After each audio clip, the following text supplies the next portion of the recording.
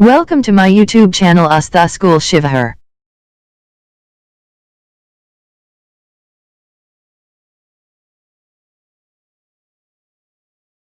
Good morning students, I Rajiv Kumar have to come to teach the students of class 3rd in subject science, chapter number 3, eating habits of animals.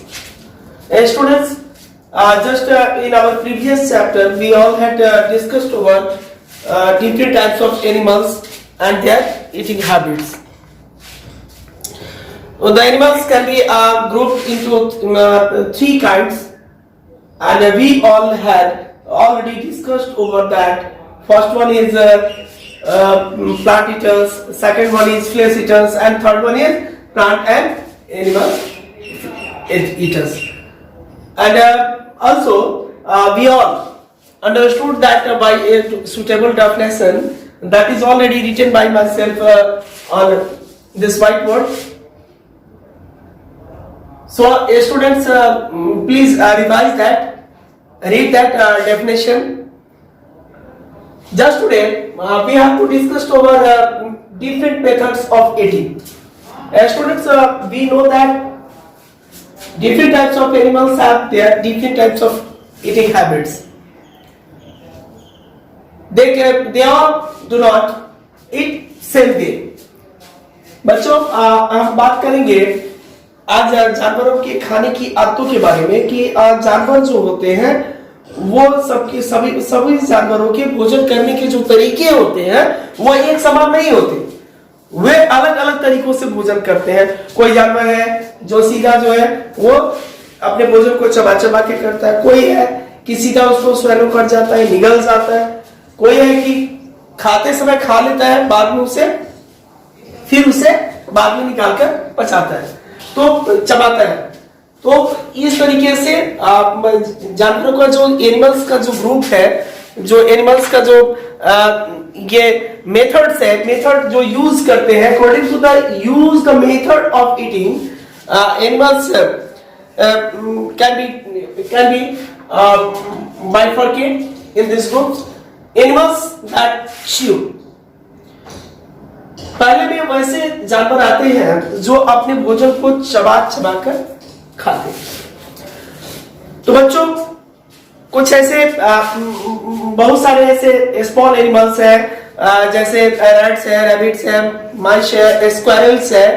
ये सभी क्या करते हैं? Seeds को खाते हैं, यानी फलों के बीज को खाते हैं. फ्रूट्स को भी खाते हैं और पार्ट्स ऑफ द प्लांट भी ये खाते हैं. और they have strong and sharp teeth in the front of eat fruits and nuts.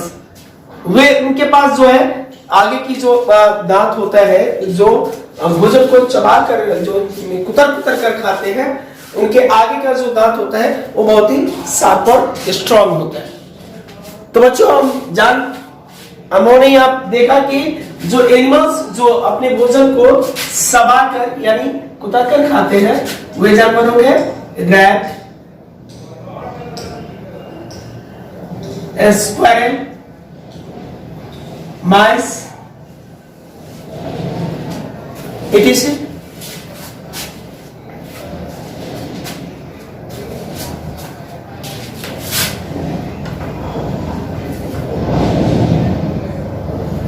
Rabbits, etc. ये सभी जानवर जो है वो क्या करते हैं? भोजन को कुतर कुतर कर खाते हैं, चबा के खाते हैं. तो इन जानवरों को इन जानवरों के जो दांत की जो बनावट होती है, जो टीथ का जो स्ट्रक्चर होता है, वो आगे का जो दांत होता है, जो फ्रंट जो होता है दांत, वो क्या होता है? शार्प होता है और वो काफी स्ट्रांग होता है, जिससे वो अपने भोजन को कुतरने में सहूलियत मिलती. अब ruminating animals, तो बच्चों मैंने बताया कि कुछ जानवर ऐसे होते हैं जो अपने भोजन को कर तो लेते हैं लेकिन बाद में फिर उसे निकाल करके दोबारा उसे चबाते हैं, क्योंकि वैसे एनिमल्स के पास समय नहीं होता है और वो खाने के क्रम में सीधा वो भोजन को निगलते जाते हैं और बाद में जब वो फुर्सत में बैठते हैं, आराम से बैठते हैं, तो फिर उन सभी को निकाल करके और उनको क्या करते हैं, उनको फिर से चबा चबा चबा चबा करके और फिर से तब उनको निगलते हैं। The animals like cows, buffaloes, goats, grease the grass. They have no time to chew well when they are busy grazing. वो जब चरने में व्यस्त होते हैं, घास खाने में व्यस्त होते हैं, तो उस समय उनके पास समय नहीं होता कि उसे वो चबाए, क्योंकि आप देखते हैं कि ये सभी जानवर बहुत ज्यादा मात्रा में खाते हैं और ये जल्दी जल्दी खाने के चक्कर में वो सबको सिर्फ निगलते जाते हैं, और जब ये बैठते हैं, कहीं आराम से बैठते हैं, तो फिर से उसको जो है, जो निकले हुए भोजन होते हैं उसको फिर से मुंह में निकालकर उसको चबाकर तो फिर सेकंड टाइम उसको निकल जाते हैं। They chew it slowly sometimes even for hours. वो घंटों तक इसे निकालते हैं और घंटों तक चबाते हैं इसको। And third one is flesh eaters.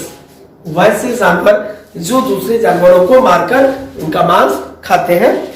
तो flesh eaters animals like lion, tiger, wolf, dog etc. तो इनके जो दांत की जो बनावट होती है, जो फ्लेश ईटर्स एनिमल्स होते हैं, उनके जो दांत की बनावट होती है वो उनका जो शार्प और पॉइंटेड होता है, शार्प पॉइंटेड और कर्व होता है, शार्प पॉइंटेड एंड कर्व होता है, उनका हल्का सा नुकीला होता है। उनके दांत की बनावट, उनके जो दांत की जो स्ट्रक्चर होती है वो इसी प्रकार की होती है, शार्प एंड कर्व होता है, कट। और ये जो आगे की जो उनके दांत की बनावट है वो शार्प एंड कर्व होता है, जिससे वो क्या करते हैं, मांस को नोचने में उनको मदद करते हैं, मांस को टीयर करने में, फाड़ने में, नोचने में उसकी मदद करते हैं। They have a strong back teeth which help them to chew the flesh and bones of their prey.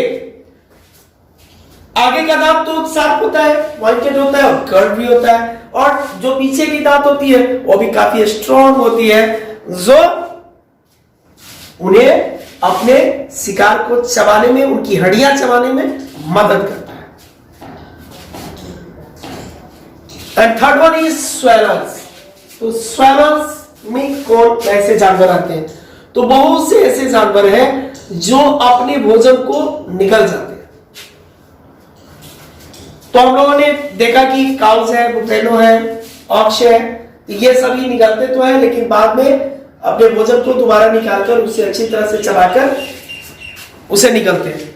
लेकिन बहुत सारे ऐसे एनिमल्स हैं जो सीधा निगलते हैं और निगल करके सीधे वो डायरेक्ट निगलते हैं और उसके बाद उसे पचाते हैं। तो snakes and frogs are smaller flesh eating animals. ये छोटे छोटे जानवर हैं जो फ्लेश ईटिंग, ये फ्लेश ईटर्स भी हैं। ये छोटे होने के साथ साथ ये फ्लेश ईटर्स हैं। They have no teeth, they cannot chew or tear their food, so they swallow their prey. उनके पास न दांत होता है,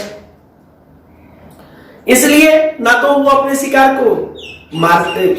को मतलब फाड़ सकते हैं, या ना ही वो उसे क्या कर सकते हैं, चबा सकते हैं, वो केवल उसे निगल जाते हैं। तो a frog has a sticky turn attached to the front of its mouth which help us to catch insects. मेढक को देखिएगा, उनकी जीभ, मेढक की जीभ बड़ी होती है, तो उसका जो टंग होता है वो बड़ा होता है, किसी भी प्रे को जो है फट से वो जीभ से पकड़ लेता है। तो छोटे मोटे कीट पतंग है, उसको फट से उसको पकड़कर और उसे सीधा निकल जाता है। स्नेक्स क्या करता है, किसी चूहे को क्या करता है, चूहे को, मेढक को सीधा वो निकल जाता है, और वो क्या करता है, अपने पॉइजन से अपने प्रे को मार देता है, जिसके कारण वो सीधा वो उसके वो उसके पेट में चला जाता है और उसे वो निगलने के द्वारा ही उसे पचाता है। Lizards also swallow their prey without being or chewing. छिपकलियां जो होती है वो भी ऐसा ही करती है, वो भी अपने शिकार को जो है सीधा निगल ही जाती है। मकड़ी जो होता है, मकड़ी तो वो क्या करता है, मकड़ी भी अपने जाले को बुनता है और उसके जाले में जो भी जानवर आते हैं फंसते हैं, जो भी कीट पतंग, फिर उसे वो भी क्या करता है, निगल जाता है, खा जाता है, मारता है। बटरफ्लाइज जो है, छोटे छोटे जो बटरफ्लाइज है वो क्या करते हैं, वे नेक्टर को क्या करते हैं, फूलों के रस को चूसते हैं। तो butterflies are insect which have long tube to suck the nectar from flowers. उसके पास एक ट्यूब होता है जिसे हम लोग, जैसे आमतौर में उसको ट्यूब बोला जाएगा, वो लॉन्ग ट्यूब होता है, नुकीला उनके सिर से लगा होता है और उसी के द्वारा वो क्या करते हैं, फूलों का रस चूसते हैं। मस्क्यूटो हो गया, लीच हो गया, ये सब क्या करता है, मच्छर हो गए, जुए हो गए, ये सब ब्लड को शक करते हैं, यानी कि किसी भी जानवर के शरीर पर बैठकर और उसके अंदर अपना ट्यूब डाल करके और उससे क्या करते हैं, उसका खून चूसते हैं और उसी खून से वो जिंदा रहते हैं। Animals homes. अब हम लोग जानवरों के घरों के बारे में बात करेंगे। एनिमल्स होम, जानवरों का घर। तो animals live in different kinds of homes like holes, caves, waves, nest, bird, tree and water. जानवरों के अलग अलग घर होते हैं, कुछ नेचुरल होम में रहते हैं और कुछ हम लोग खुद बनाते हैं, हम लोग बना करके उन्हें देते हैं, हमारे द्वारा बनाए गए घरों में रहते हैं। जैसे बर्ड तो वो खुद से अपना नेस्ट बनाती है, वो खुद से अपना घोंसला बनाती है, तो चिड़िया घोंसले में रहती है। भेड़ जो होता है वो बाड़ में रहता है। मंकी जो होता है वो ट्री पे ही, पेड़ पे ही रहता है, वो पेड़ पर ही सो जाता है। स्पाइडर, तो स्पाइडर मकड़ी के बारे में आप जानते ही हैं, वो अपना वेब बनाता है, वो अपना जो है जाल बुनता है और उसी में रहता है। रैबिट ब्यूरो में रहता है, रैबिट जो है पीर में रहता है, अपने खुद से वो बनाता है, खुद से खोता है और उसमें वो बिल बनाकर रहता है। काऊ, काऊ के लिए सेट हम लोग बनाते हैं, काऊ को एक सेट बना करके उसमें हम गाय को पालते हैं तो काऊ सेट में रहती है। लायन, तो शेर होता है वो गुफा में रहता है, वो कहां रहता है, शेर गुफा में रहता है। Now our next topic is taking care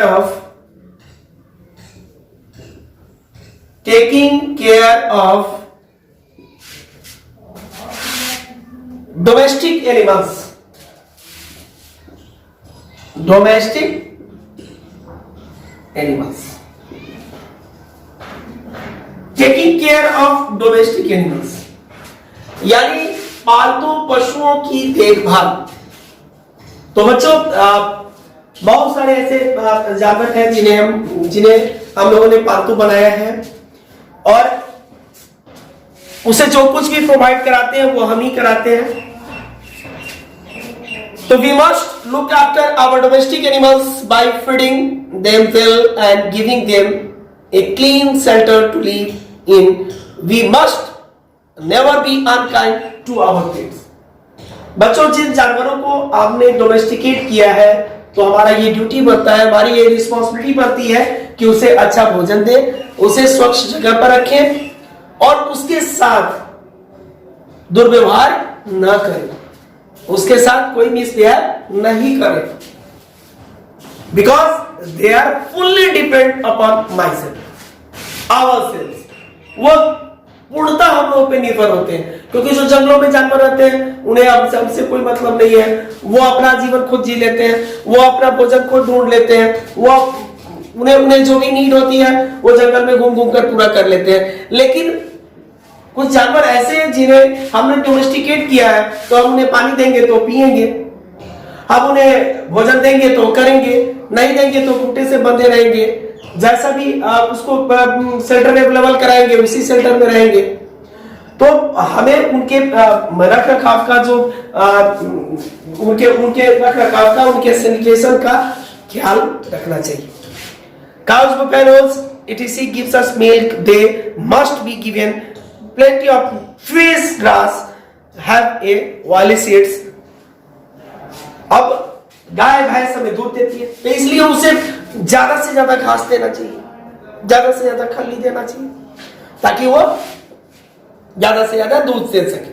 The animals which carry our loads like ox, donkey, camel, etc. तो ये बहुत सारे जानवर हैं जो हमारे बोझ ढोने के काम आते हैं, इन्हें भी भोजन मिलना चाहिए, क्योंकि बोझ ढोने में उनके बॉडी को ज्यादा एनर्जी की जरूरत होगी, तो ज्यादा एनर्जी तो वो उन्हें मिलेगा कहां से? भोजन से। तो उन्हें अगर हम अच्छी तरीके से खाना नहीं देंगे तो वो अपने वर्कआउट को अच्छे से नहीं कर पाएंगे और बीमार पड़ जाएंगे, और उन्हें खाना देंगे नहीं और उनसे काम लेंगे, नतीजा वो बीमार पड़ेंगे तो मर जाएंगे। तो इस तरीके से हमें जानवरों के साथ अनकाइंड बिहेव नहीं करना चाहिए। Thanks for watching this video.